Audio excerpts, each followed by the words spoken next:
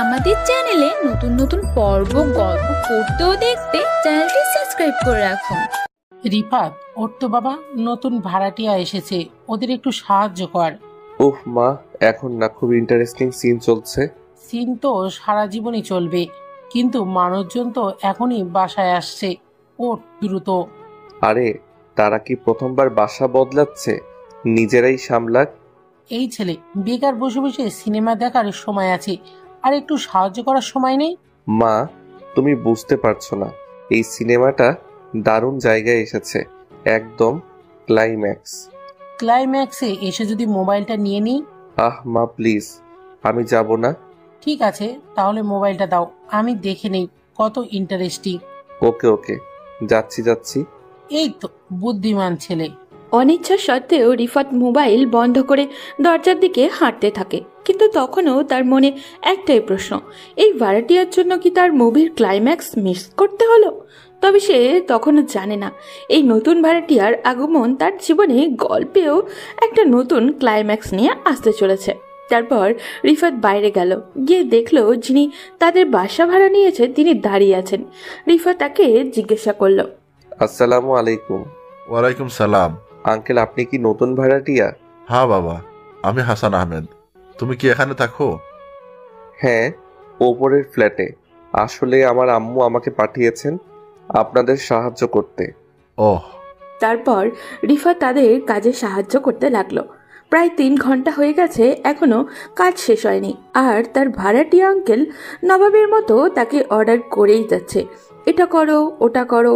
বিরক্তি হয়েই গেল, কিন্তু রিফাত মনে মনে ভাবছে, এই বেটার নিশ্চয়ই মেয়ে আছে, আর আমি ওর সাথে প্রেম করবো আর কষ্টের উসুল তুলবো।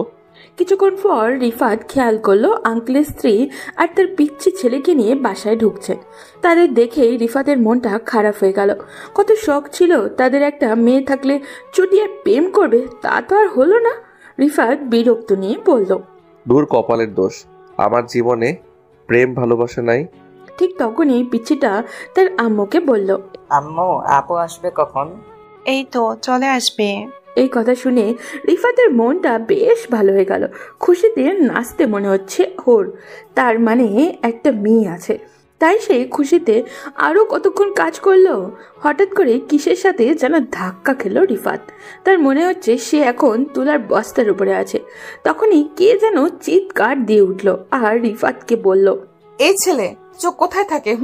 ঠিক তখনই রিফাত অবাক হয়ে বলে, এটা তুলার বস্তা না, একটা মেয়ে, আর মেয়েটা দেখতে খুব সুন্দর। হাঁ করে তাকিয়ে আছে রিফাত। তার মনের মাঝে কেমন কেমন লাগছে। প্রথম দেখায় রিফাত তার প্রেমে পড়ে গেছে। রিফাত ভাবতে লাগলো, যেইভাবে হোক এই মেয়েকে আমার বউ বানাতেই হবে। মেয়েটার দিকে রিফাত এক পলকহীন ভাবে তাকিয়ে আছে। তখন মেয়েটা বলল, কি হলো, কানে কম শুনছো নাকি? এভাবে হা করে তাকিয়ে কি দেখছো? মুখে মশা ঢুকবে। পরি দেখতেছি। কি দেখছিস? পেতনি দেখতেছি। আপনি দেখতে একদম পেতনির মতো। তুই আমাকে ধাক্কা দিয়ে ফেলে দিলি কেন? চোখ কি পকেটে নিয়ে চলাফেরা করিস? চোখ পকেটে না, কপালে নিয়ে চলাফেরা করি। আর আপনি তো আমাকে ধাক্কা দিলেন। সুন্দর ছেলে দেখলে মাথা ঠিক থাকে না, তাই না? কি বললি? আমি ধাক্কা দিছি? হ্যাঁ, আপনি ধাক্কা দিয়েছেন, তা নয়তো কি? দাঁড়া, আব্বুকে বলে তোকে এক্ষুনি কাছ থেকে বিদায় দিতেছি। আলহামদুলিল্লাহ, তাড়াতাড়ি করেন ভাই, আপনাদের বলে বোঝাতে পারবো না। এই কথা বলায় আমি অনেক খুশি হয়েছি। আব্বু, আব্বু এইদিকে আসো। কি হয়েছে মা? এইদিকে আসো, এই ছেলেকে এখনই বাসা থেকে বিদায় করো। কেন, ও কি করেছে? আমার সাথে ঝগড়া করছে। আরে মা, তুই একটু শান্ত হ, আর রুমে গিয়ে ফ্রেশ হয়ে নে। আর ও কাজের ছেলে না, এই বাসার মালিকের ছেলে। আচ্ছা, আমি যাচ্ছি। এই বলে মেয়েটি চলে গেল। তখন আঙ্কেল রিফাতকে বলল, আচ্ছা বাবা, তুমি কিছু মনে করো না, ও একটু জেদি, রেগে যায় অল্পতেই। না আঙ্কেল, সমস্যা নেই। আচ্ছা, অনেক কাজ করেছো, এখন রুমে গিয়ে রেস্ট নাও। আচ্ছা আঙ্কেল। তারপর রিফাত চলে আসলো আর মনে মনে বলল, শালারে এতক্ষণে মায়ার নজরে পড়িয়েছে, কাজ করাতে করাতে একদম নাজেহাল করে দিয়েছে। তারপর রুমে এসে ফ্রেশ হয়ে একটা লম্বা ঘুম দিল। এক ঘুমে রাত কাবার। সকালে উঠে সকালে প্রকৃতি দেখতে ছাদে চলে গেল। কিছুক্ষণ পর ওই মেয়েটাও আসলো। এসেই রিফাতকে বলল, সরি। কেন? কালকে খারাপ ব্যবহার করার জন্য। আসলে আমিও সরি, আপনাকে পেতনি বলার জন্য। আমাদের তো পরিচয় হলো না। আচ্ছা, তোমার নাম কি? রিফাত আহমেদ। তোমার নাম কি? আমার নাম জারা। কোন ক্লাসে পড়ো তুমি? Inter second year. আপনি? মেডিকেলে পড়ি। আমি তোমার সিনিয়র, সো আপু বলে ডাকবে কিন্তু। আচ্ছা ঠিক আছে। কিন্তু আমি তোমাকে তুমি করে বলবো। আচ্ছা। তারপর দুজনে মিলে অনেকক্ষণ আড্ডা দিল। আড্ডা দেওয়ার পরে রুমে চলে আসলো। রুমে এসে বসে আছে রিফাত। এমন সময় জারার আম্মু আসলো আর রিফাতকে বলল, বাবা, আমরা তো এখানে নতুন এসেছি, সুতরাং আমরা তো এখানে বেশি কিছু চিনি না। তুমি যদি যারাকে ওর মেডিকেল কলেজে দিয়ে আসতে তাহলে খুবই ভালো হবে, আমাদের নিশ্চিন্তে থাকতে পারবো। আচ্ছা আন্টি, সমস্যা নাই, আমি দিয়ে আসবো। তোমাকে অসংখ্য ধন্যবাদ বাবা। আরে ধন্যবাদ দিয়ে ছোট করবেন না, আমি তো আপনার ছেলের মতোই। এরপর আন্টি রুম থেকে চলে গেলেন। রিফাত নাস্তা করে রেডি হয়ে বের হলো, কিন্তু 2 ঘন্টা হলো বাইরে যাবার অপেক্ষায় দাঁড়িয়ে আছে সে, কিন্তু জারার কোনো দেখাই মিলছে না। রিফাত মনে মনে বলে, এই মেয়ে ডাক্তার হলে শিওর মানুষ মারবে। রোগীর কাছে যাওয়ার আগেই রোগী আল্লাহর কাছে পৌঁছে যাবে। রিফাত এইসব কথা ভাবছে, ঠিক তখনই তাকিয়ে দেখলো মহারানী জারা আসতেছে। এত লেট করতে পারে মেয়েরা, যেটা না বললেই নয়, সব কাজে লেট। কিন্তু আমার এক বোন আছে, তিনি যে কোনো কাজে আগেই রেডি হয়ে যেতেন। তার জন্য আমার পক্ষ থেকে দোয়া ও ভালোবাসা রইল। কিন্তু যারা যেভাবে সেজে নিচে আসছে, রিফাত তো পুরাই অবাক হয়ে হাঁ করে তাকিয়ে আছে। চোখের পলও সরাতেই পারছে না তার দিক থেকে। ঠিক তখনই যারা কাছে এসে তাকে বলল, কিরে, হা করে বলদের মতো তাকিয়ে কি দেখছিস? মুখ বন্ধ কর, না তো মশা ঢুকে যাবে। দেখি না, ভাবতেছি। কি ভাবতেছিস? তুমি কলেজে যাচ্ছ নাকি পার্কে ঘুরতে যাচ্ছ? চুপ কর বেয়াদব, যা রিক্সা ডাক দে। ওকে ডাকতেছি। ওই মামা, এইদিকে আসো। কোথায় যাবে? মেডিকেল কলেজের সামনে। ওকে উঠে। তারপর যারা উঠলো আর রিফাত দাঁড়িয়ে আছে। তখন যারা তাকে বলল, কি হলো, উঠছিস না কেন? না মানে। কি এত মানে মানে করছিস? ওর তাড়াতাড়ি। রিফাত আর কিছু না বলে সোজা রিক্সায় উঠে গেল। মামা রিক্সা চালাইতেছে, রিফাত রিক্সার এক সাইডে কোণে মতো বসে আছে, আর যে কোনো সময় পড়ে যেতে পারে। তাছাড়া অনেক আনইজিও ফিল করছে ও। আর তাছাড়া কোনো মেয়ের সাথে কোনো দিন রিক্সায় ঘুরবে এটা কখনো ভাবেনি সে, তাই লজ্জা করছে প্রচণ্ড। কারণ রিফাত কখনোই কোনো দিন কোনো মেয়ের সাথে এতটা মিশতো না, এমনকি মেয়েদের সাথে কথা অব্দি বলতো না। রিফাত যে ভীষণ আনইজি ফিল করছে এটা যারা বুঝতে পারলো, আর রিফাতকে বলল, কিরে, ওভাবে বসে আছিস কেন? যে কোনো সময় পড়ে যাবি তো, ঠিক হয়ে বস। না মানে। ধুর বোকা, লজ্জা পাওয়ার কিছু নেই, এদিকে চেপে বস। তখন রিফাত আর কিছু না বলে চেপে বসলো, কিন্তু বুকের ভিতর কেমন জানি ধুকধুক করছে ওর। রিফাত কোনো মতে জারার কলেজের সামনে পর্যন্ত গেল। ভাড়াটা জারাই দিচ্ছে। অবশ্য রিফাত দিতে চেয়েছিল, কিন্তু জারা বলল আমি দিচ্ছি, তাই রিফাত আর কিছু বলল না।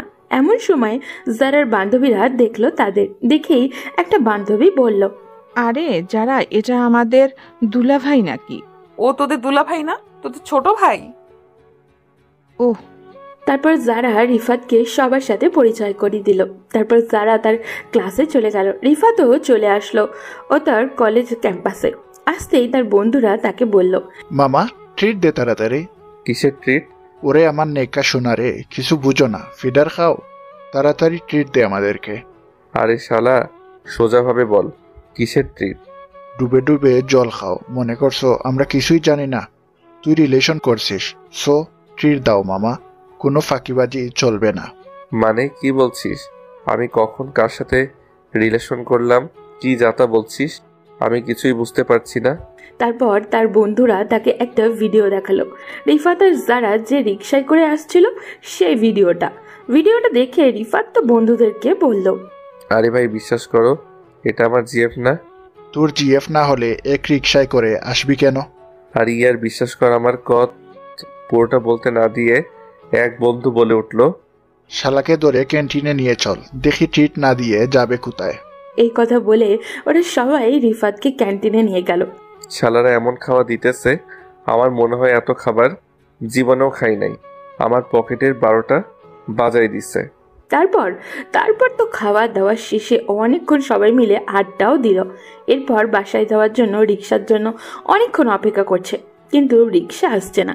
রিফাত মনে মনে বলল, মনে হয় না আজ রিক্সা আমার কপালে আছে। আম্মু আব্বুকে কতবার বলেছি একটা বাইক কিনে দাও, কিন্তু তারা আমার কোনো কথাই শুনছে না। এই বলে রিফাত হাঁটতে শুরু করলো। কি আর করার, রিক্সা তো আসছে না। হঠাৎই একটা রিক্সা এসে তার সামনে দাঁড়ালো। তাকিয়ে দেখলো রিক্সায় জারা বসে আছে। তখন জারা রিফাতকে বলল, রিক্সায় ওঠ। রিফাত আর কিছু না বলে রিক্সায় উঠে বসলো। তখন জারা তাকে বলল, হেঁটে হেঁটে বাসায় যাচ্ছিস কেন? কেন, আর রিক্সা নেই তাই হেঁটে হেঁটে বাসায় যাচ্ছি। এভাবে দুজন গল্প করতে করতে বাসায় চলে আসলো। বিকেলবেলায় ছাদে দাঁড়িয়ে আছে রিফাত। তখন জারার পিচ্ছি ভাইটাও আসলো। রিফাত আর সাথে অনেকক্ষণ গল্প করলো। জারার ভাই হেব্বি ফাজিল, এক কথায় তার মতো দুষ্টু লোক আর হয়ই না। আমার শালা হলে ভালোই হবে, বেশ মজা করতে পারবো। শালা দুলাভাই। একটু পরেই ঝর্ণা ছাদে আসলো। রিফাত তখন রুবিক কিউব বক্স মিলাইতেছে। তাকিয়ে দেখলো যারা কালো একটা জামা পরেছে। খুব সুন্দর লাগছে যারাকে। আমি তো আবারও ক্রাশ খেলাম। এই মেয়েকে বিয়ে করতে পারলে আমার জীবন ধন্য। ঠিক তখনই ঝর্ণা এসে আমাকে বলল, তুই এগুলো মিলাইতে পারিস? পারি, কোনো ব্যাপার না, একেবারে সহজ। তুই আমাকে এগুলো মিলানো শিখাবি? আচ্ছা ঠিক আছে, শিখাবো।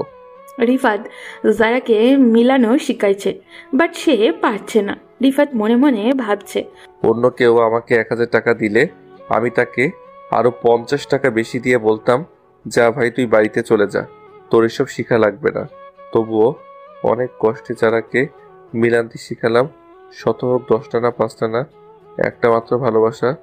শিখা শেষে যারা আমাকে বলল, এটা আমি নিয়ে যাই? নিয়ে যাও। তোর কোনো সমস্যা নাই তো? না, সমস্যা হবে কেন? তারপর কিছুক্ষণ আড্ডা দিতে রুমে চলে গেল। রাতে খাওয়া দাওয়া করে ঘুমিয়েও পড়ল রিফাত। সকালবেলা উঠে ফ্রেশ হয়ে রিফাত আর জারা কলেজে গেল। তাদের কলেজ পাশাপাশি। কলেজে আড্ডা দিয়ে ক্লাস শেষ করে আবারও জারার সাথে বাসায় চলে আসলো। সন্ধ্যার সময় রিফাত তার আম্মুকে বলল, আম্মু, আমি প্রাইভেট পড়বো। প্রাইভেট পড়বি পড়, মানা করছে কি? টিচার বের করে দাও তাহলে। আর তাছাড়া যারা আপুকে জিজ্ঞেস করো সে আমাকে প্রাইভেট পড়াবে কিনা। আচ্ছা, আমি ওর আম্মুকে বলে দেখি কি বলে। তারপর খাবার খেয়ে ঘুমিয়েও গেল রিফাত। সকালবেলা উঠে কলেজে যাবে। আসলে তার আসল উদ্দেশ্য কলেজে যাওয়া না, তার আসল উদ্দেশ্য হলো যারার সাথে সাথে থাকা। এদিকে রিফাতকে রেগুলার কলেজে যেতে দেখে তার বন্ধুরা টাসকি খেয়ে গেছে, কারণ রিফাতকে মাসে একদিন কলেজে দেখতে পাওয়া যেত না। রিফাতের বন্ধু বলল, আমি বলছি কোনো ভুল বোঝাবুঝি হয়েছে। আমাদের সামনে যে বসে আছে এটা রিফাত না, এটা রিফাতের ডুপ্লিকেট। আরে অত অবাক হচ্ছিস কেন? মাঝে মাঝে ভালো হয়ে যাওয়া কি খারাপ নাকি? ভালো হয়ে যাওয়া আর প্রেমে পড়া এক জিনিস না ভাই। সত্যি বল, তুই প্রেমে পড়েছিস? তোকে মাসে একদিন কলেজে দেখা যেত, এখন প্রতিদিন আসিস। ব্যাপারটা কাকতালীয় না, নিশ্চিত কোনো কাহিনী আছে। না রে, প্রেম টেম কিচ্ছু না, এমনি আসছি। ও এমনি এমনি? তাহলে তোর সকালে কলেজে ঢোকার আগে মেডিকেল কলেজের গেটের বাইরে একটা মাইয়াকে নামিয়ে দিস। আমাদের বন্ধু কলেজে আসছে, কারণ সে একজন রিক্সা চালক হয়ে গেছে। মেয়েদের কলেজে নামিয়ে দেওয়ার নতুন সার্ভিস খুলেছে। তোর পাগল, ও এমন কিছু না। ওকে, নামটা বল। সেই ওকে? যারার নাম নাকি মুখ দিয়ে বের হবে না। কি, তোরা জানিস কিভাবে? ভাই, আমরা তোর বন্ধু, তোর চেয়ে আগে বুঝে গেছি। একটু বেশি ভালো লাগে ওকে, তাই প্রতিদিন নিয়ে আসি। মনে মনে কবেই প্রেমে পড়ে গেছিস, অথচ আমাদের বলিস না। আহারে, আমাদের ছোট্ট রিফাত বড় হয়ে গেছে। তোদের সঙ্গে কিছু শেয়ার করাই ভুল। শেয়ার না করলে তো আমরা ধরে ফেলতাম। এবার বল, যারাকে কখন প্রপোজ করবি? ওরে পাগল, এখনো তো বুঝিনি আমি ওকে পছন্দ করি। মানে তুই গোপনে বডিগার্ড সার্ভিস দিচ্ছিস? তোরাও না? ঠিক আছে, সব বলবো, কিন্তু তোরা কেউ যারার সামনে কিছু বলবি না। আচ্ছা, বলবো না। তারপর রিফাত সবগুলো ক্লাস করে জারাকে তার মেডিকেল কলেজ থেকে নিয়ে বাসায় চলে আসলো। বিকেলের নরম রোদ পড়েছে। হালকা বাতাসও বইছে। ছাদের এক কোণে দাঁড়িয়ে আছে রিফাত আর জারা। দুজনেই রেলিং ধরে নিচের রাস্তার দিকে তাকিয়ে আছে। চারপাশে পাখির ডাক, দূরে অজানা ধ্বনি ভেসে আসছে, যার মুখের উপর বাতাসে তার চুলগুলো এসে পড়ছে কিছুক্ষণ পরপর।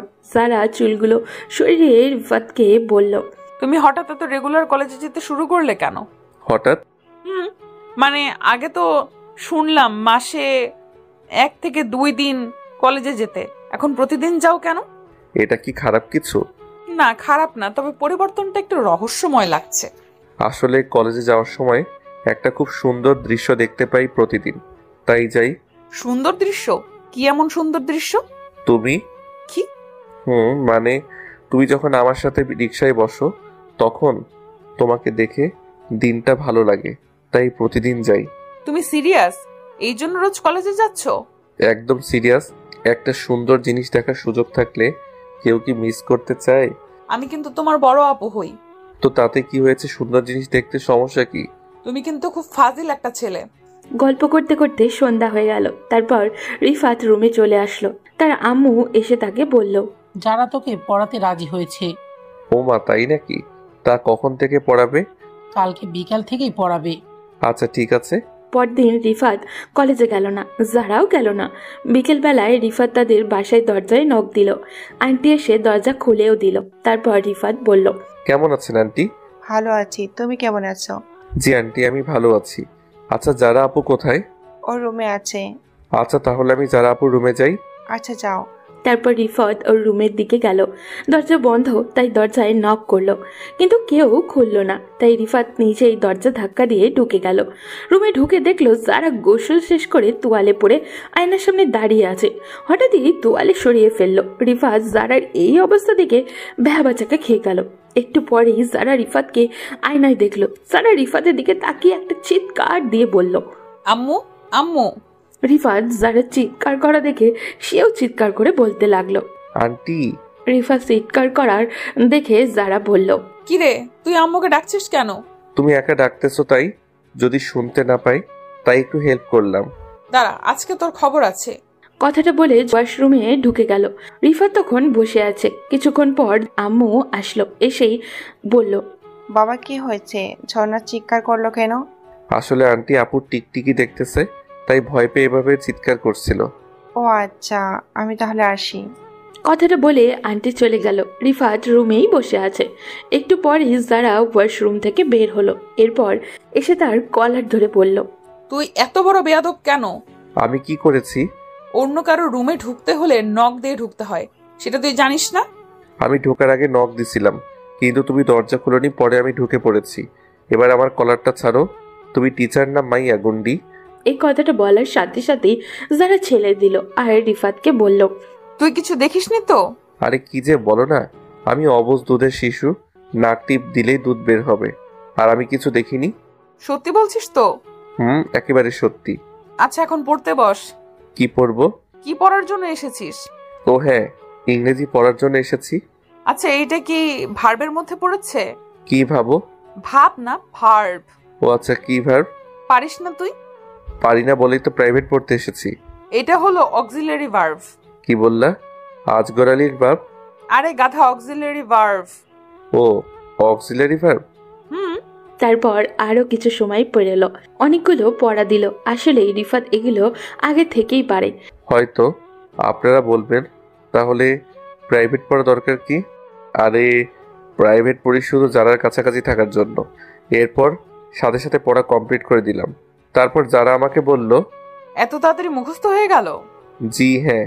Thank you so much. কোথায় টাঙ্কির ভিতর কই মাছ?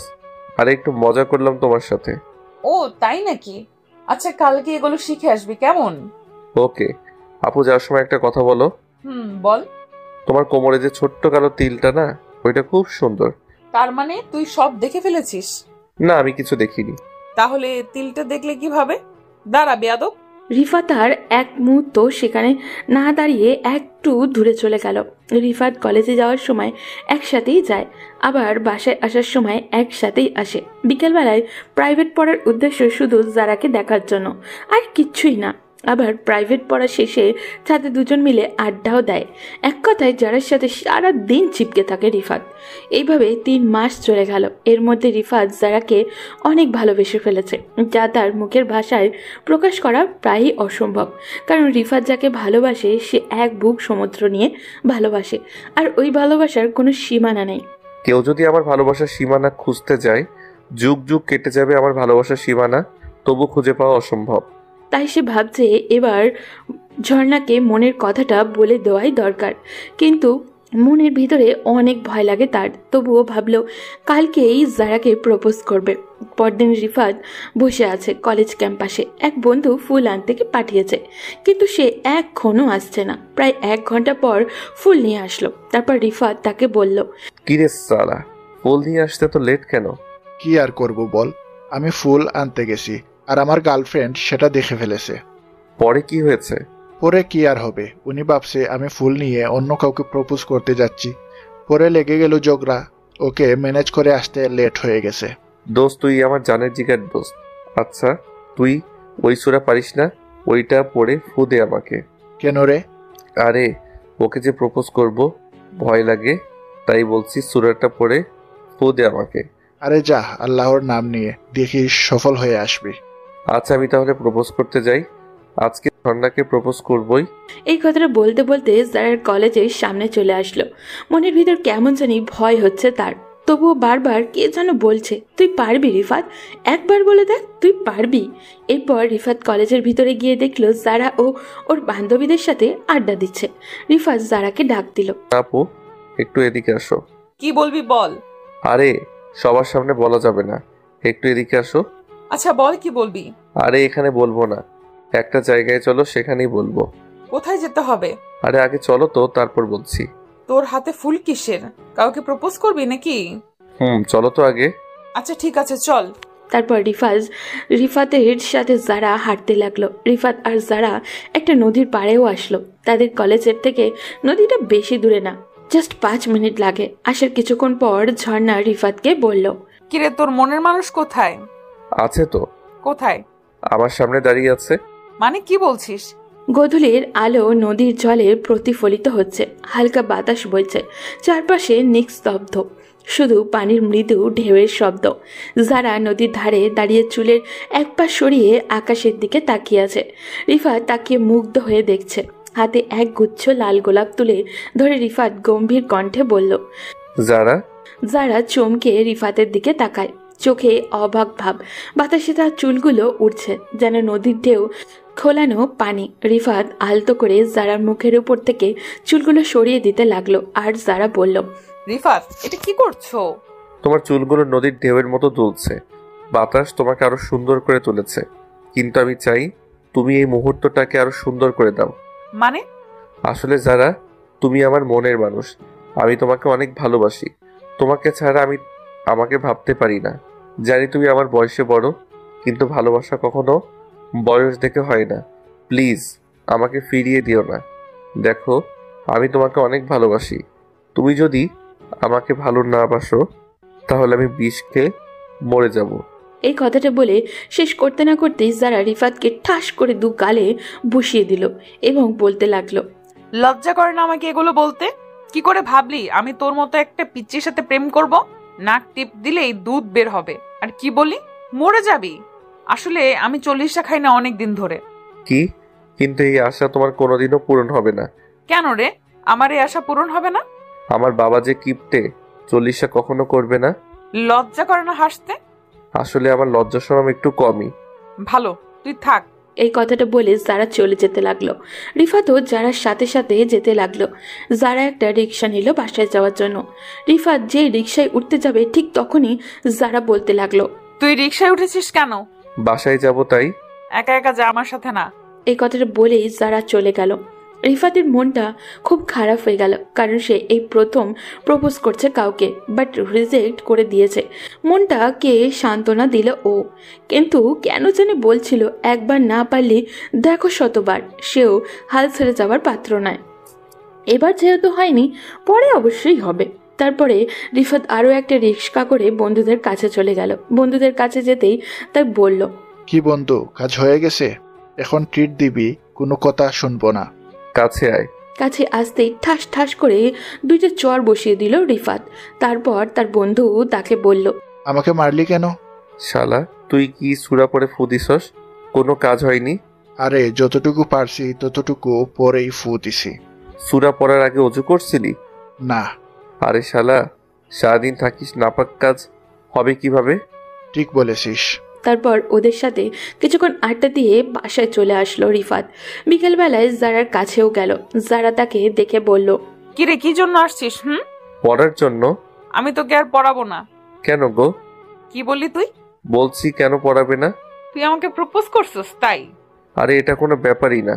তারপর অনেক কষ্ট করে রিফাত পড়াশোনার জন্য রাজি করালো। যারা আজ এমন পড়া দিচ্ছে তার দাদাও এত পড়া পড়ে নাই। রিফাতের উপরে প্রতিশোধ নিতেছে যারা। তবু কষ্ট করে পড়লো রিফাত ছুটির সময়। যারা একটা কথা বলি। কিরে, তুই আমার নাম ধরে ডাকিস কেন? তোর খুব সাহস বেড়ে গিয়েছে। তোর সাহস তো কম না, তুই আমাকে তুই করে বলছিস। বউকে কি বলে ডাকবো? আচ্ছা, এখন থেকে টুনির মা বলে ডাকবো। এই কে তোর বউ? বউ এখনো হওনি, কিন্তু খুব তাড়াতাড়ি আমার বউ হবা। দাঁড়া তুই। কথাটা বলে যারা ঝাড়ু নিয়ে আসতে গেল। রিফাত এক দৌড়ে বাসায় চলে আসলো। ওদিকে যারা রিফাতের 14 গোষ্ঠী উদ্ধার করছে। বিকেলবেলায় রিফাত ছাদে বসে আছে। কিছুক্ষণ পর যারাও ছাদে আসলো। রিফাত যারাকে বলল, কি গো বউ, জামাইকে দেখার জন্য আসছো? কে আমার জামাই? কেন, আমি তোমার জামাই। ও তাহলে একটু দাঁড়া, আমি ঝাড়ুটা নিয়ে আসছি। এই কথা শুনে রিফাত বাসায় চলে আসলো। রাতে একটু পরে ঘুমিয়েও পড়ল ও। সকালবেলায় যারা কলেজে যাবে রিফাত তার পিছু নিল। যারা সাথেও গেল আর ভালোবাসার কথাও বলতে লাগলো। এরপর একটা রিক্সা নিয়ে চলে গেল ও। ক্লাস করতে কিছুই মন চাইছে না রিফাতের, তাই ক্লাস না করেই বাসায় চলে আসলো। বিকেলবেলায় প্রাইভেট পড়তে গিয়ে আবারও প্রপোজ করলো। আবারও দুইটা চর বসিয়ে দিল তার গালে আর বলল, তোকে আর প্রাইভেট পড়াবো না। তুমি কিন্তু আম্মুকে বলেছিলে আমাকে প্রাইভেট পড়াবে। কথা দিয়ে কথা না রাখলে কি হবে একবার ভাবছো তো? তারপর যারা আর কিছু না বলে বাধ্য হয়ে রিফাতকে পড়াতে লাগলো। রিফাত যারার পিছু সারা দিন লেগে থাকে আর যারা যেখানে রিফাত সেখানে। এভাবে আরও 3 মাস চলে গেল। এই 3 মাসে হাজারো বার প্রপোজ করেছে রিফাত। কখনো চর খেয়েছে, কখনো দৌড়ানি, আর কোনো হিসাব নেই।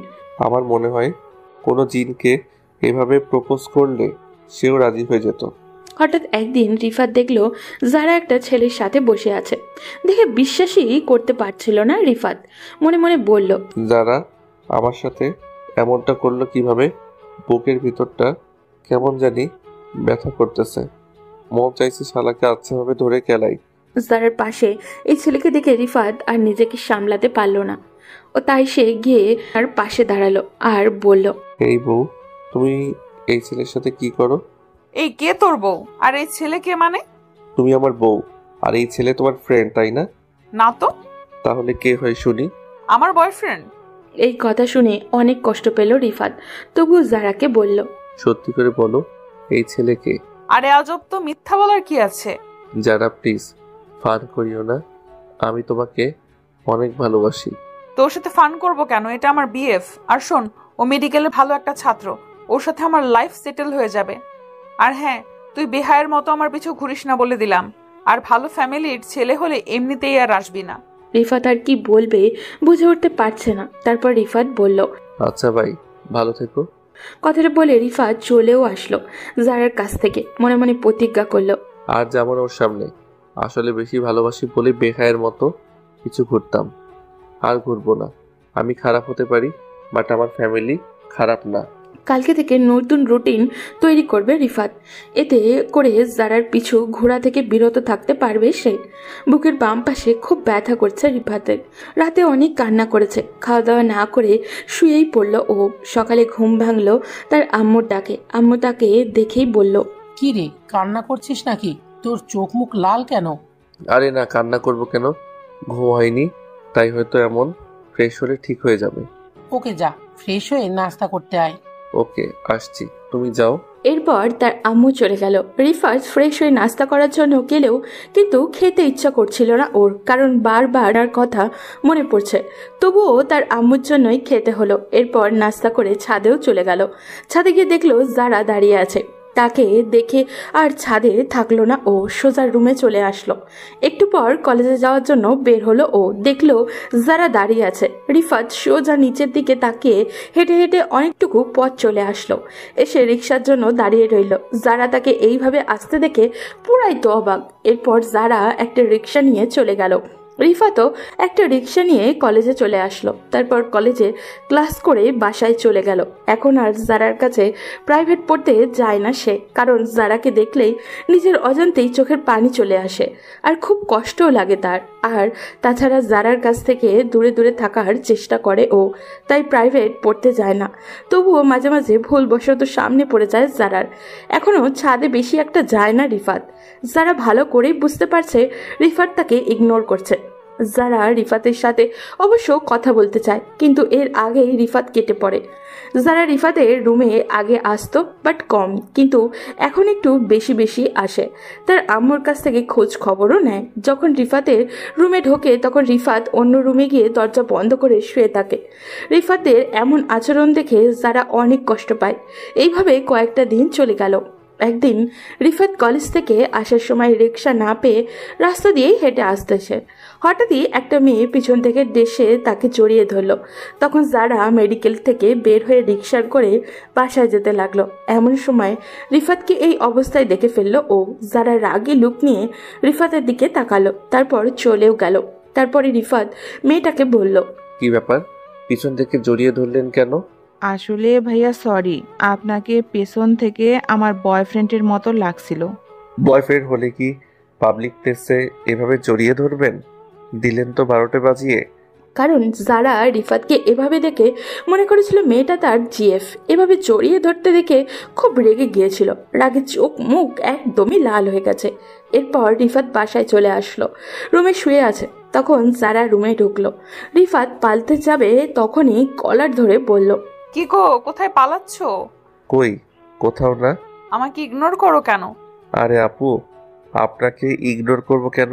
আমি তো আপনার কথাগুলো মানার চেষ্টা করছি। এই তুমি আপনি আপনি করতেছো কেন? বড়দের আপনি করে বলবো না তো কি বলে ডাকবো?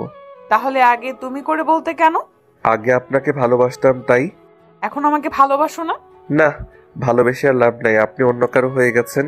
আরে শুনবা তো আগে। আমার একটু তাড়া আছে, আমি গেলাম। এই বলে রিফাত চলে আসলো। এই কথাগুলো না বললেই যারা বুঝে না প্রিয় মানুষকে দূরে ঠেলে দিয়ে কেমন কষ্ট হয়। রিফাতেরও একসময় এমনই হয়েছিল। কয়েকটা দিন কষ্ট দিয়ে পরে মেনে নিবে সে। রিফাত যারাকে দেখে তার বান্ধবীর সাথে হেসে হেসে কথা বলে। যারা দেখে আর অনেক রেগে যায়। যারাকে রাখতে অবশ্য ভালোই লাগে তার। পরক্ষণে রিফাত মনে পড়ে যায় যারা তো বয়ফ্রেন্ড আছে। আর ইদানিং যারা অনেক শুকিয়ে গেছে। মনে হয় ঠিক মতো খাবার খায় না ও, আর কান্না করে মনে হয়, কারণ তার চোখ মুখ ফুলে লাল হয়ে গেছে। এইভাবে কয়েকটা দিন চলে গেল। একদিন রাতের বেলায় রিফাত বাসায় আসছে। একটা ফ্রেন্ডের জন্মদিনে গেছিল ও। ওইখান থেকে আসতে লেট হয়ে গেছে। এরই মধ্যে বৃষ্টি নামতে লাগলো। এমন সময় রিফাত দেখলো কিছু বখাটে একটা মেয়েকে ডিস্টার্ব করছে। রিফাত ওদের কাছ থেকে গেলেও মেয়েটা আর কেউই নয়, যারা। যারাকে দেখে আরো বেশি রাগ উঠেছে রিফাতের, কারণ এত রাতে এখানে কেন এসেছে। রিফাত বখাটেদের বলল, কি ব্যাপার, বড় ভাই মেয়েটাকে ডিস্টার্ব করছেন কেন? তোকে বলা লাগবে? অবশ্যই বলতে হবে। এই কথা বলতেই রিফাতকে এক ঘুষি মারে। তারপর রিফাতও দিল সবগুলোকে উড়াধুরা মায়ের। এর এক পর্যায়ে তাদের চাকুর আঘাতে রিফাতের হাত কেটে যায় এবং তারা পালিয়ে যায়। তখন যারা এসে তার ওড়না ছিঁড়ে রিফাতের হাতে বেঁধে দেয় এবং বলে, ছাতার নিচে আসো। লাগবে না, পরে জ্বর আসবে তো। বেশি কথা বললে একা রেখে চলে যাব। ওকে, চুপ করে থাকলাম। তারপর যারা আর কোনো কথা বলল না। রিফাত বাসায় এসে কাপড় চেঞ্জ করে ফ্রেশ হয়ে নিল। তারপর একটা ঘুমও দিল। রাতে তেমন কিছু না হলেও সকালে কেমন যদি জ্বর জ্বর লাগছে রিফাতের। বিকেলে জ্বর আরও বেড়ে গেল। বিছানা থেকে উঠতে পারছে না ও একদমই। সন্ধ্যাবেলায় হসপিটালে নিয়ে গেল রিফাতকে। পরে আর কিছুই মনে নেই তার। পরের দিন সকালবেলায় উঠে রিফাত দেখলো যারা তার বুকের ওপরে শুয়ে আছে। রাতে মনে হয় জেগেই ছিল। রিফাত নড়াচড়া করতেই যারা জেগে গেল। তারপর যারা রিফাতের মাথায় হাত দিয়ে বলল, জ্বর তাহলে একটু কমেছে? রিফাত, একটা কথা বলি। একটা কেন, হাজারটা বলেন। রিফাত, আমি তোমাকে অনেক ভালোবাসি। আরো কিছু বলবেন? এমন করো কেন? সত্যি আমি তোমাকে অনেক ভালোবাসি। আমি ভালোবাসি না, এখন আসতে পারেন। এরপর যারা কান্না করতে করতে চলে গেল। রিফাত ভাবলো আর ওকে কাঁদানো যাবে না, 2 দিন পর ওর জন্মদিন, ওকে মেনে নিব। এইসব ভাবতে ভাবতে রিফাতের আম্মু এসে বলল তাকে, কি রে, যারাকে কি বলেছিস কান্না করতে করতে চলে গেল? ওই কিছু বলিনি। মেয়েটা কত লক্ষ্মী, সারাটা রাত ঘুমায়নি, না ঘুমিয়ে তোর সেবা করেছে। এরপর হসপিটাল থেকে বাসায় চলে আসলো। দেখতে দেখতে প্রায় 2 দিন চলে গেল। জারার জন্মদিন চলে আসলো। তারপর রিফাত রাতে কল দিলেও জারাকে 5 বারের মাথায় কল রিসিভ করলো ও। তারপর রিফাত বলল, যারা একটু ছাদে আসো প্লিজ। এত রাতে কেন ছাদে আসবো? আসতে বলেছি, আসো। একটু পর রিফাত ছাদে চলে আসলো। ঝর্ণা আসার সাথে সাথেই রিফাত ছাদে লাইট জ্বালিয়ে দিল। টেবিলে একটা জন্মদিনের কেক আছে। এগুলো সব আগেই প্ল্যান করে রেখেছে রিফাত। তারপর রিফাত জারাকে উইশ করলো আর একটা আংটি দিয়ে প্রপোজ করলো। আই লাভ ইউ যারা। এভাবে হবে না। তাহলে কিভাবে? আগে গোলাপ ফুল নিয়ে আসো। এত রাতে কোথায় পাবো গোলাপ ফুল? ওকে, ছাদের ওপাশ থেকে ফুল নিয়ে করলেই হবে। তারপর রিফাত ছাদের এক পাশ থেকে ফুল আনলো আর জারাকে প্রপোজও করলো। I love you, do you love me? I will marry you, you will marry me? Kiss, love you too. তারপর দোল্লায় বসে আছে দুজন। যারা রিফাতের কাঁধে মাথা রেখে বসে আছে। যারা বলতে লাগলো, জানো বাবু, আমি তোমাকে অনেক আগে থেকেই ভালোবাসতাম। আমি তোমার পরীক্ষা নিয়েছিলাম আর ওই ছেলেটা আমার ফ্রেন্ড। ও তাই? হুম। আচ্ছা, এখন একটা কিস দাও। যে যারা রিফাতকে কিস দিতে যাবে তখনই জারার ভাই এসে হাজির। অবশ্য রিফাতের আম্মু আর জারার আম্মু জানে তাদের যে দুইজন দুজনকে ভালোবাসে। জারার ভাই ছাদে এসে তাদেরকে বলল, তোমাদেরকে নিচে ডাকছে। চলো। নিচে গিয়ে যারা পুরাই অবাক, কারণ বাসায় অনেক লোক, সাথে একজন হুজুরও আছেন। রিফাত তার আম্মুকে বলল, কি ব্যাপার আম্মু, ডাকছো কেন? তোদেরকে আজ এখনই বিয়ে দিয়ে দেবো, তাই ডেকেছি। রিফাত তো পুরাই অবাক, মনে মনে খুব খুশি হলো। যারা লজ্জায় মাথা নিচু করে আছে। অবশেষে বিয়েটা হয়েই গেল তাদের। রাত অনেক হয়েছে। অতিথিরা একে একে বিদায় নিয়েছে। রিফাতের ঘরটাকে সুন্দর করে সাজিয়ে দিয়েছে তার বন্ধুরা। নরম আলো, ফুলের সৌরভ আর হালকা মিউজিক যেন একটা স্বপ্নের মতো পরিবেশ তৈরি করেছে। যারা লজ্জায় এক পাশে বসে আছে, মাথা নিচু করে রেখেছে ও। রিফাত দরজা লাগিয়ে ধীর পায়ে এগিয়ে এলো। এই যে ডাক্তার ম্যাডাম, এভাবে চুপচাপ বসে আছো কেন? মনে হচ্ছে যেন ক্লাস টিচারের সামনে দাঁড়িয়ে আছো। চুপ করুন। বাহ, এতক্ষণ তো দিব্যি কথা বলছিলে, এখন চুপ কেন? আমি কি এতটাই ভয়ঙ্কর? ভয় পাইনি তোমাকে। তাহলে? জানি না, সবকিছু কেমন নতুন লাগছে। রিফাত একটু এগিয়ে এলো, জারার পাশে বসলো। একদম কাছে এসে তার হাতটা ধরলো। জারার দম বন্ধ হয়ে আসছে, হাতটা রিফাতের হাতে কাঁপছে। রিফাত নরম স্বরে বলল, তোমার হাত তো ঠান্ডা হয়ে গেছে, লজ্জা পাচ্ছ নাকি? না তো। সত্যি? যারা আরো লজ্জা পেয়ে চোখ সরিয়ে নেয়। রিফাত হেসে উঠল। সে জানে যারা খুবই নার্ভাস। সে একটু দুষ্টুমি করেই বলল, আচ্ছা যারা, আমি তোমাকে কি একটা প্রশ্ন করতে পারি? হ্যাঁ করো। তুমি কি সত্যি আমাকে ভালোবাসো, নাকি আম্মুর চাপে পড়ে বিয়ে করেছো? এই প্রশ্ন কেন? না মানে এতক্ষণ ধরে একদমই আমার দিকে তাকাচ্ছ না, ভাবলাম হয়তো জোর করে বিয়ে দিয়ে দিয়েছে। আর তাছাড়া তুমি তো আমাকে রিজেক্ট করে দিয়েছিলে। আমি তো তোমাকে বললামই, এটা তোমার পরীক্ষা করার জন্য। আমি তো অনেকদিন ধরেই তোমাকে ভালোবাসি।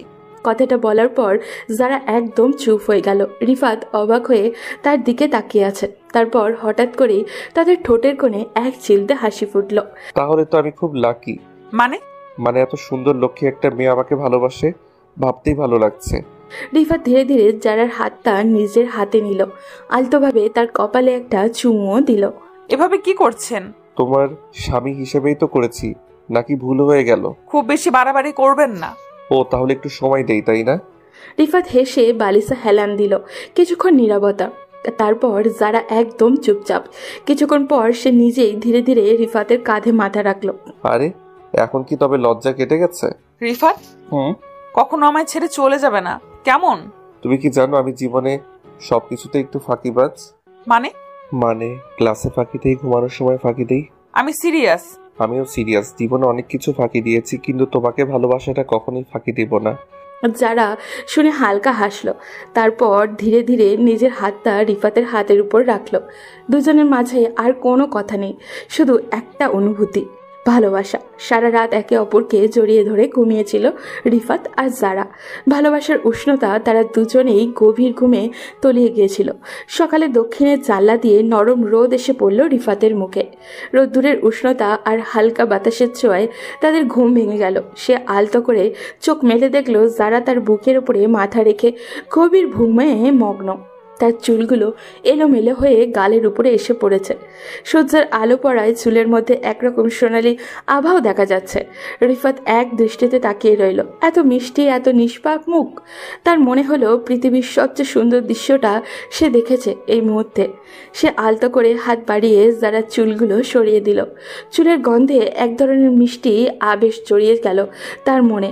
সে একটু ঝুঁকে জারার কপালে নরম একটা চুমু দিল। নিজের মনে ফিসফিস করে বলল, জানো তুমি যখন ঘুমাও তখন আরো বেশি ভালোবাসতে ইচ্ছে করে। হঠাৎ দরজার বাইরে টুকটাক শব্দ হলো। কেউ একজন জানি ধীরে ধীরে দরজার কড়া নাড়ল। রিফাত, বাবা উঠবি না? বৌমাকে নিয়ে কি সারাদিন ঘুমাবি? রিফাত চমকে গেল। আম্মু এসে গেছে। সে দ্রুত জারার হাতটা সরিয়ে দিল, কিন্তু জারা তখনও ঘুমে। যারা যারা উঠো, আম্মু এসেছে। কি হয়েছে? আম্মু এসেছে, দরজা খুলতে হবে। যারা চোখ বড় বড় করে তাকালো। হঠাৎ লজ্জায় গাল টকটকে লাল হয়ে গেল। এভাবে ডাকছে কেন? উফ! ও বৌমা, একটু ওঠো মা, আমি মিষ্টি নিয়ে এসেছি, তোমাদের ঘর দেখার দরকার আছে। রিফাত মুচকি হাসলো আর যারা লজ্জায় ওড়না ঠিক করতে লাগলো। নতুন জীবনের প্রথম সকালটা যেন ভালোবাসায় ভরা এক রঙিন গল্প হয়ে উঠেছে তাদের জন্য। রিফাত আর যারা ফ্রেশ হয়ে নিল। এরপর রিফাতের আম্মু ঘরে এসে চারপাশ দেখে সন্তুষ্টির হাসি দিলেন। সব ঠিকঠাক আছে, এখন নিচে এসো, সকালের নাস্তা রেডি। আম্মু চলে যাওয়ার পর যারা একটু লজ্জা পেয়েছিল, কিন্তু রিফাত তার হাতে ধরে বলল, ভয় পাওয়ার কিছু নেই, আম্মু শুধু আমাদের দেখতে এসেছিল। সেটা বুঝেছি। এরপর তারা দুজনে নিচে গেল এবং সবাই মিলে নাস্তা করতে বসলো। নরম গরম পরোটা, ডিম ভাজি, সবজি আর গরম চায়ের আয়োজন করা হয়েছিল। যারা একটু লজ্জা লজ্জা মুখ করে খেতে লাগলো আর রিফাত এক চোখে তাকিয়ে তার লজ্জা উপভোগ করছিল। হঠাৎই রিফাতের আম্মু সরাসরি প্রসঙ্গে চলে গেলেন। আচ্ছা, আমি তো একটা কথা বলতেই ভুলে গেছি। কি কথা আম্মু? আমি খুব তাড়াতাড়ি নানি হতে চাই। যারা চায়ের কাপ মুখের সামনে তুলেছিল, সেটা শুনে হঠাৎই কাশতে শুরু করলো। রিফাত দ্রুত তার পিঠে হাত বুলিয়ে দিল। আম্মু এসব কি বলছেন এত তাড়াতাড়ি? আম্মু এত তাড়াহুড়ো কিসের? আমাদের একটু সময় দিন না। সময়? বিয়ের পর তো এই ব্যাপারগুলোই স্বাভাবিক, তাই না? আম্মু এখনই এসব ভাবার দরকার নেই। আমি আমার পড়ালেখাটা শেষ করি, আর রিফাতও তো এখনো পড়া শেষ হয়নি। আমি কিন্তু সিরিয়াস। আর পড়া শেষ হয়নি তো কি হয়েছে? আমার নাতিকে আমি দেখাশোনা করব, তোমরা তোমাদের পড়া চালিয়ে যাবে, সমস্যা নেই। তারপর রিফাত কিছুক্ষণ চিন্তা করলো। তারপর তারা মুখে মজার ছলে বলল, আম্মু আপনি কি চাচ্ছেন ছেলে হবে নাকি মেয়ে? একটা টুকটুকে মেয়ে হলে ভালো হয়, পুরো মায়ের মতো দেখতে হবে। তাহলে তো আমায় আরেকটা যারা বানাতে হবে। এই কথা শুনে যারা আরো লজ্জায় লাল হয়ে গেল। ওড়নার কোণ হাতে পেঁচিয়ে মুচকে হাসলো, কিন্তু কিছু বলল না। ঠিক আছে ঠিক আছে, তোমাদের সময় দিলাম, কিন্তু মনে রেখো আমি কিন্তু অপেক্ষায় আছি। আম্মুর কথায় রিফাত আর যারা চোকাচোকি করলো। নতুন জীবনের নতুন আলোচনায় লজ্জায় পরশ থাকলেও এই ভালোবাসার অনুভূতি তাদের আরো কাছে টেনে নিল। দেখতে দেখতে 2 বছর কেটে গেল। যারা তার মেডিকেল পড়া শেষ করে এখন নিজের একটা চেম্বার খুলেছে। প্রতিদিন রোগীদের সেবা করতে গিয়ে সে বেশ ব্যস্ত সময় কাটায়। অন্যদিকে রিফাতও তার পড়াশোনা শেষ করে একটি প্রাইভেট কোম্পানিতে জব করছে। তাদের জীবন এখন সুন্দর ও সুগঠিত। এক রাতে তারা দুজনেই নিজেদের রুমের বিছানায় আরাম করে বসে গল্প করছিল। বাইরে ঠান্ডা বাতাসও বইছিল, জানলার পর্দা দুলছিল হালকা হাওয়ায়। রিফাত বলল, জানো আজ আম্মুর কি বলছিলেন? এবার কি আবার সেই একই কথা? আম্মু বললেন, আর কত দেরি করবি, তোর বউ এখন ডাক্তার, তুইও তো ভালোই কামাচ্ছিস, এবার আমাকে নানি হওয়ার সুযোগ দে। হায় আল্লাহ, আম্মু তো সত্যিই আমাদের ছাড়বে না। সত্যি বলো তো, তোমার কি ইচ্ছা নেই? ইচ্ছা তো আছে, কিন্তু এত ব্যস্ততার মধ্যে সময় কোথায়? তাহলে একটু সময় বের করতে হবে, বুঝলে? আমি ভাবছিলাম একটা সুন্দর হানিমুন প্ল্যান করলে কেমন হয়। হানিমুন? এই 2 বছর পর হঠাৎ এটা মাথায় এলো কিভাবে? কারণ বেবি প্রজেক্টের জন্য একটু রোমান্টিক পরিবেশ দরকার, তাই না?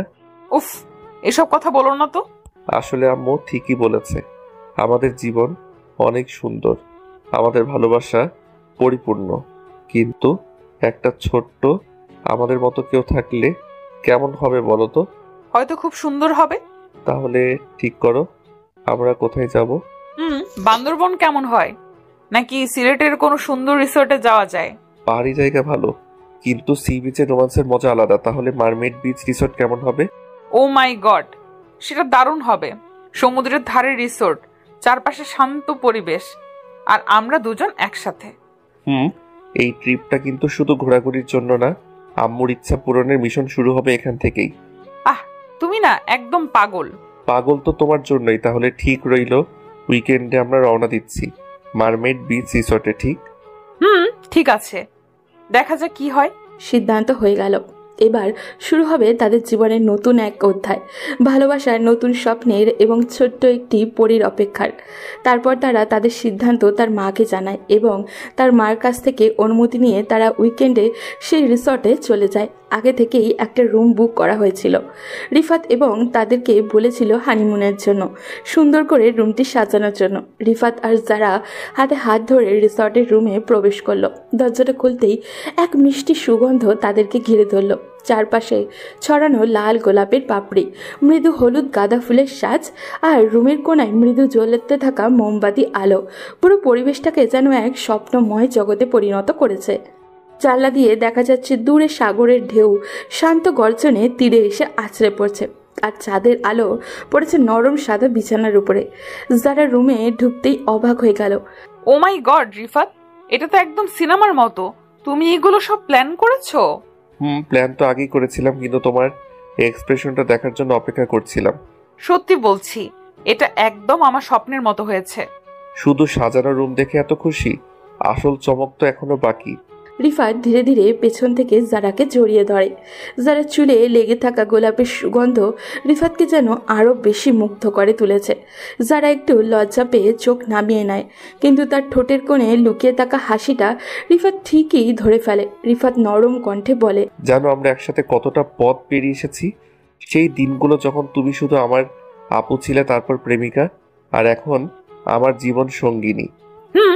সবকিছু তো সুন্দরভাবে কেটেছে যে বুঝতেই পারিনি কখন এত ভালোবাসা জমে গেছে আমাদের মাঝে। শুধু জমে গেছে? আমি তো চাই এবার সেই ভালোবাসা থেকে কিছু সৃষ্টি হোক। রিফাত, তুমি না। রিফাত ধীরে ধীরে জারার হাত নিজের হাতে নেয়, এরপর আলতো করে তার কপালে একটা চুমু খায়। সত্যিকারের আবেগ নিয়ে বলে, আমি চাই আমাদের জীবনের নতুন অধ্যায় শুরু হোক আজকের এই রাত থেকে। আম্মুর স্বপ্নটাও তো পূরণ করতে হবে, তাই না? শুধু আম্মুর স্বপ্ন না, আমাদেরও তো স্বপ্ন। রিফাত হাসে, তারপর জারার মুখের দিকে তাকিয়ে থাকে। চারপাশে রোমান্টিক পরিবেশ, হালকা হালকা বাতাসে দুলতে থাকা পর্দা, মোমের আলোয় আলো ছায়ার খেলা, সব মিলিয়ে মুহূর্তটা যেন এক পরিপূর্ণ ভালোবাসার চিত্র আঁকছে। রিফাত ধীরে ধীরে জারার মুখের কাছে আসে। তাদের নিঃশ্বাস মিলেমিশে এক হয়ে যায়। জারা লজ্জায় চোখ বন্ধ করে ফেলে। রিফাত তার কপালে আলতো করে চুমু দেয়, তারপর মৃদু স্বরে বলে, আমি চাই আমাদের ভালোবাসার সবচেয়ে সুন্দর প্রতিফলন আসুক এই পৃথিবীতে, আমাদের ভালোবাসার সাক্ষী হয়ে। যারা কিছু বলে না, শুধু রিফাতকে আরো শক্ত করে জড়িয়ে ধরে। বাইরে সমুদ্রের ঢেউ আরো উত্তাল হয়ে ওঠে, যেন প্রকৃতিও তাদের ভালোবাসার সাক্ষী হতে চায়। জানলার পর্দা বাতাসে উঠতেই থাকে, মোমবাতির আলো একটু একটু করে কমে আসে। এভাবেই শুরু হয় রিফাত ও জারার নতুন এক অধ্যায়, ভালোবাসার নতুন জীবনের নতুন এক অতিথির অপেক্ষায়। এভাবেই দুজনের ভালোবাসা কেটে যায় প্রায় 9টি মাস। ভালোবাসার প্রতিটি মুহূর্ত যেন ছিল অমূল্য। যারা এখন চেম্বারে যেতে পারে না, কেবল বাসায় থাকতে হয়। তার শরীর ভারী হয়ে গেছে আগের থেকে, তবে ভালোবাসা ও অস্থিরতা তার মধ্যে প্রবাহিতই হচ্ছিল। একদিন রিফাত অফিসে ছিল আর যারা বাড়ির সিঁড়ি দিয়ে নিচে আসছিল। হঠাৎ করে পা পিছলে যায় আর জারার সিঁড়িতে পড়ে যায়। তীব্র যন্ত্রণায় তার ঠোঁটে বেরিয়ে আসে একটা কষ্টের চিৎকার। রিফাত অস্থির পায়ে হাসপাতালের করিডোরে পায়চারি করছিল। তার হাতে ঘামে ভিজে গেছে, বুকের ভেতরটা অজানা আশঙ্কায় ধক ধক করছে। বারবার সে অপারেশন থিয়েটারের দরজার দিকে তাকাচ্ছে, কিন্তু সময় যেন থমকে গেছে। আল্লাহ, বাচ্চাটাকে সুস্থ রেখো, আমার জারাটাকে ঠিক করে দাও। ঠিক তখনই অপারেশন থিয়েটারের দরজা খুলে গেল। একজন ডাক্তার ধীর পায়ে বেরিয়ে এলেন। তার মুখে এক ধরনের প্রশান্তি ফুটে উঠেছে, কিন্তু চোখে কিছুটা চিন্তার স্পষ্ট। শুভ সংবাদ, বাচ্চাটি সম্পূর্ণ সুস্থ আছে। একটি ফুটফুটে কন্যা সন্তান হয়েছে।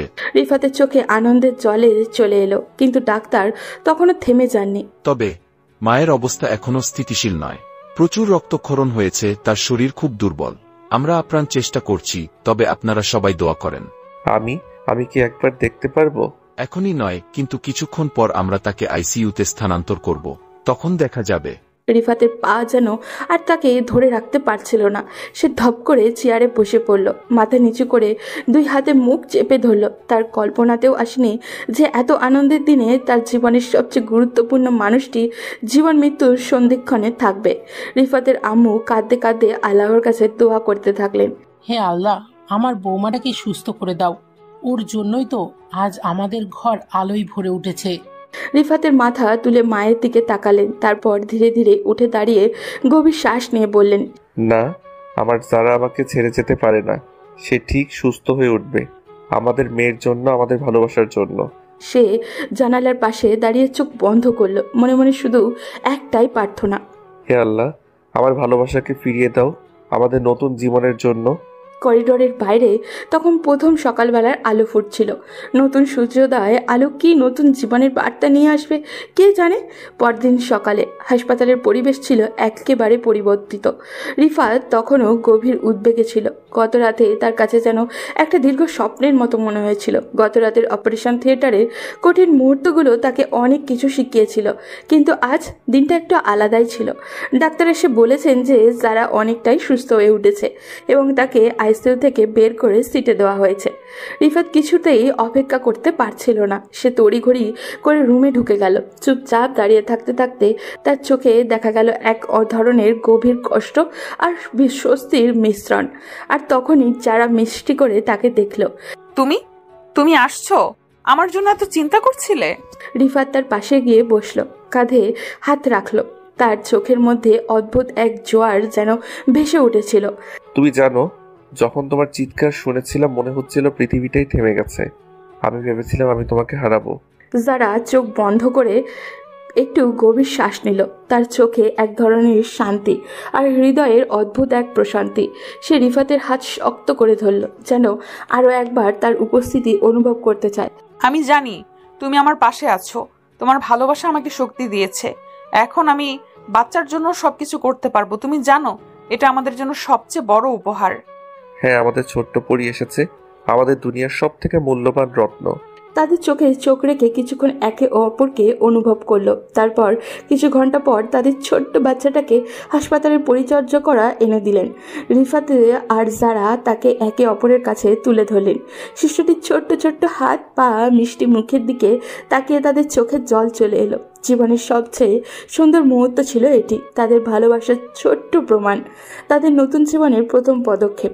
যারা মেয়েটির মুখে আলতো করে চুমু দিয়ে বলল, তুমি আমার পৃথিবী, তুমি আমার সবকিছু। তোমার সঙ্গে শুরু হবে আমাদের নতুন জীবন।